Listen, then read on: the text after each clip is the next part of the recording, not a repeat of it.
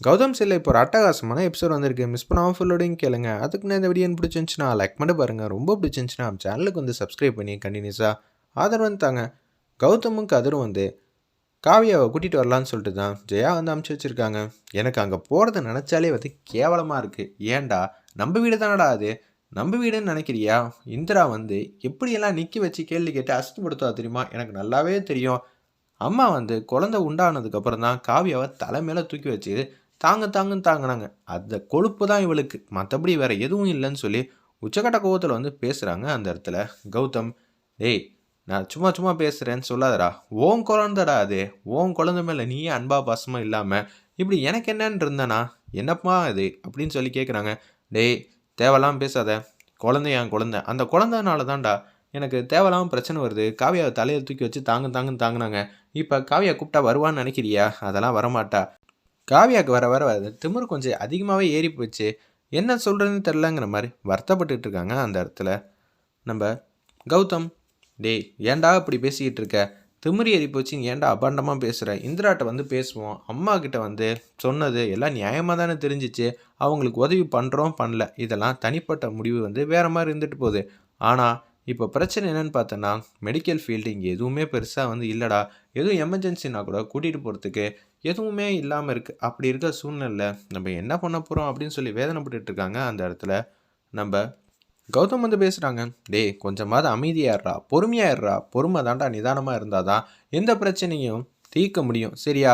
அங்கே போய் புதுசாக எந்த பிரச்சனையும் வந்து பண்ணி விட்டுறாத ராசாங்கிற மாதிரி கௌதம் வந்து பேசுகிறாங்க. யாருக்கு யார் அண்ணனே தெரில, நீங்கள்லாம் எனக்கு சொல்கிற மாதிரி இருக்க பார்த்தியா? அதை நினச்சாதான் எனக்கே கொஞ்சம் வருத்தமாக இருக்குது. டேய், பிரச்சனை பண்ணாமல் வாங்குற மாதிரி பேசிகிட்டு இருக்காங்க. ஒரு பக்கம் காவியா, அவங்க அம்மா சந்திரா, இந்திரா எல்லாரும் வந்து சோபாவில் வந்து உட்காந்துட்டு இருக்காங்க. அப்பா, எப்படிம்மா இந்த மாதிரிலாம் பிரச்சனை மேலே பிரச்சனை வருது? ஜேபி தாம்மா முழுக்க முழுக்க காரணம். எதுக்குமா முதல்ல சீட்டு கம்பெனிலாம் அப்பா வந்து ரசீடு போட்டு பணத்தை வந்து கலெக்ட் பண்ணிங்க? அவங்க பணம் தரேன்னாங்க, நமக்கு இருக்கிற கடன் இருக்கும், ஏகப்பட்ட ரூபா இருந்துச்சு. அதனால தான் சீட்டு கம்பெனியும் நல்ல கம்பெனியாக தெரிஞ்சிச்சு. பெரியவராக வந்து இருந்தாப்புல, அவர் வந்து சுத்தபத்தமாக இருந்தார், எந்த பிரச்சனையும் இல்லாமல் காசும் வந்து கரெக்டாக கொடுத்துட்றாங்க.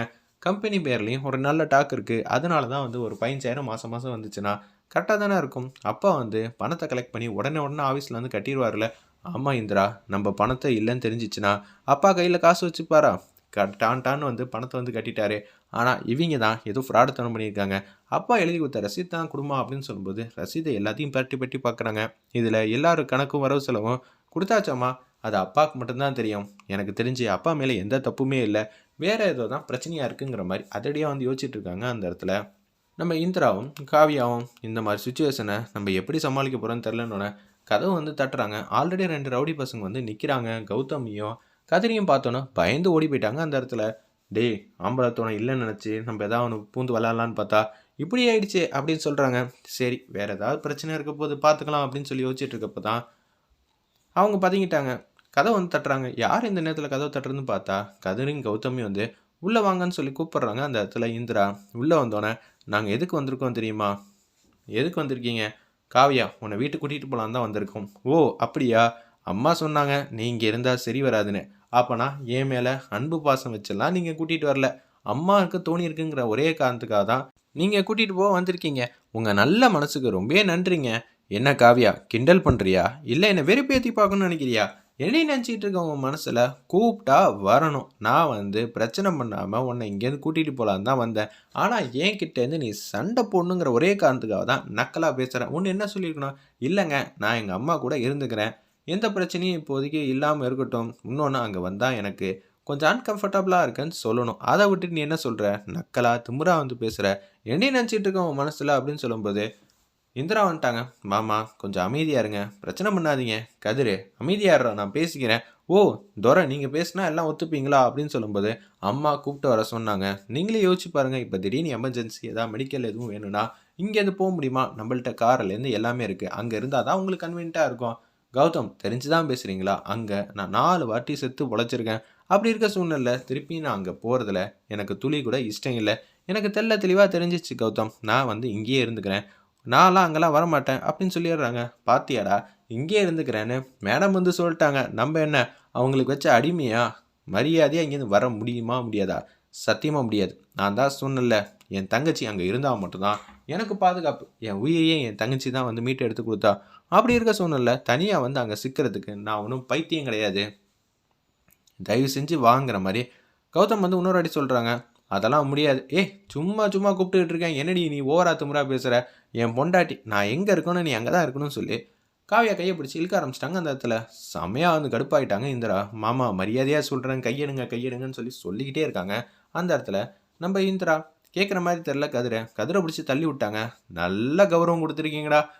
ஏம்மா கொஞ்ச நேரத்துக்கு முன்னாடி சொன்னியே ஏதோ வந்து வந்ததுக்கு ரொம்ப தேங்க்ஸுன்னு, உன் தங்கச்சி எனக்கு மேலெல்லாம் கை வச்சு தள்ளி விட்றா, இவ்வளோ கேவலப்படுத்துகிறா, அசிங்கப்படுத்துகிறா. நான் உன் கழுத்தில் தாலி கட்டியிருக்கேனே, அந்த தாலி கொஞ்சம் கூட மரியாதை இல்லையா? நான் உன் கையை பிடிச்சி இழுத்தது தப்பா? மாமா, நான் வந்து காவியா அவங்க கூட அமுச்சு வைக்கணும்னா நிம்மதியாக சந்தோஷமாக வாழ்ந்தா பரவாயில்ல. ஆனால் நீங்கள் என்ன பண்ணுறீங்க, உங்கள் திமிருத்தனத்தை காட்டுறதுக்காக கையை பிடிச்சி இழுக்கிறீங்க. புருஷனுக்கும் பொண்டாட்டிக்குள்ளே 1000 பிரச்சனை இருக்கும். நாங்கள் 2 பேரும் அடிச்சுப்போம், என்ன வேணாலும் பண்ணுவோம். அதில் அம்மாவாக இருந்தாலும் தலையிடக்கூடாது, அப்பாவாக இருந்தாலும் தலையிடக்கூடாது.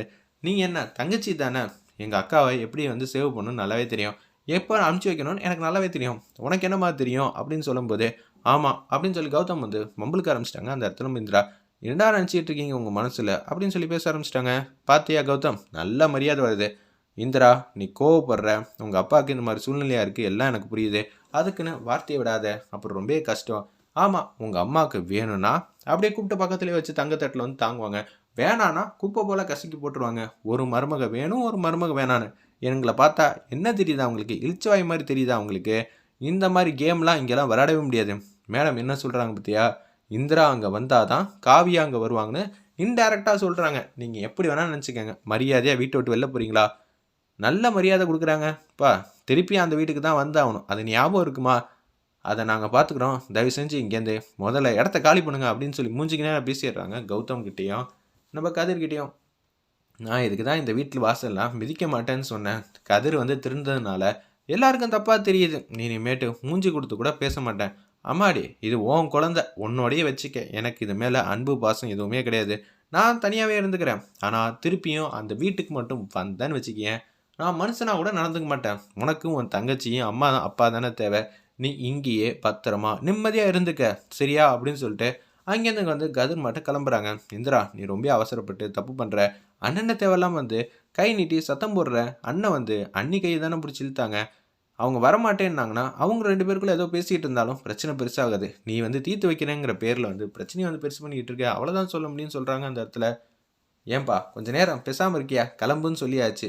சரி, ஏன்டா வெட்டி அங்கே பேசிக்கிட்டு இருக்க, உன்னை அடிச்சு கிடிச்சிட போகிறாங்க, வந்துரு, இதை எல்லாத்தையும் நம்ம அம்மாட்ட சொல்லிக்கலாம், எந்த பிரச்சனையும் இல்லைன்னா. கௌதம் வந்து வெளியில் நிற்கிறாங்க. இந்திரா, நீ தப்பு பண்ணுற அப்படின்னு சொல்லும்போது கதவை வந்து படாருன்னு வந்து சாத்துறாங்க. இதுக்கு மேலே கௌரவ குறைச்சலாம் எதுவுமே செய்ய முடியாதுன்னு சொல்லிட்டு வேதனைப்பட்டுக்கிட்டு இருக்காங்க. அந்த இடத்துல கௌதமும் கதிரும் காரு பக்கத்தில் நிற்கிறப்ப கௌதம் வந்து 2 பேர் வந்து அந்த ரவுடி பசங்களை வந்து பார்த்துடுறாங்க. யாரோ 2 பேர் இருந்தாங்கடா, இப்போ ஓடிட்டாங்கடா, எதுவும் பிரச்சனையிட போகுது, இந்த வீட்டில் தான் 2 ராணிங்க இருக்காங்களே, அவங்க கண் அசைச்சாலே வந்து அவ்வளோ பிரச்சனையெல்லாம் தீர்த்து வச்சுருவாங்க, நம்ம இங்கே இருக்கணும் அவசியமே இல்லை, வண்டியில் ஏறுறா, இது அவங்க ஊர், அவங்க நல்லபடியாக தான் இருந்துப்பாங்க, நம்ம தான் அசிங்கப்பட்டு போகணும் அப்படின்னு சொல்லிட்டு போயிட்டு இருக்கப்ப 3 பேர் உட்காந்துக்கிட்டு இருக்காங்க. சந்திரா, இந்திரா, காவியா. அப்பன்னு பார்த்து ஜன்னல் வழியாக கல்லை தூக்கி போட்டாங்க. அந்த இடத்துல காவியா வயிற்றுல வந்து பட்டுருது.